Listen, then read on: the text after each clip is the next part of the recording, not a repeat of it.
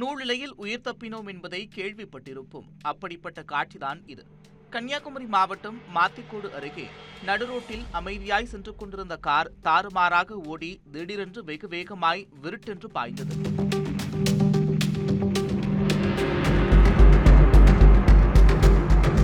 அந்த கார் அவ்வாறு வேகமாய் பாய போகிறது என்பதை அறியாமல் சில நொடிகள் முன்பு டூ வீலரில் இருந்து புறப்பட்ட ஒருவர் உயிர் தப்பினார்.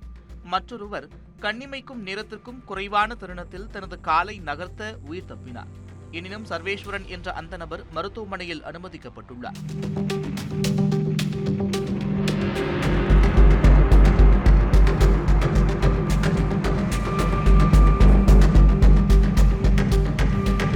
விபத்தை நிகழ்த்தியவர் கன்னியாகுமரி மாவட்டம் பாலூரைச் சேர்ந்த கிறிஸ்டல் ஜெபி. நாகர்கோவில் சென்றுவிட்டு ஊர் திரும்பிக் கொண்டிருந்த போது மாத்திக்காடு பகுதியில் கார் கட்டுப்பாட்டை இழந்து ஓடியதில் காரை ஓட்டிய பெண்ணும் படுகாயமடைந்தார். அவரும் மருத்துவமனையில் அனுமதிக்கப்பட்டுள்ளார். விபத்து குறித்து கருங்கல் காவல் நிலையத்தினர் விசாரித்து வருகின்றனர்.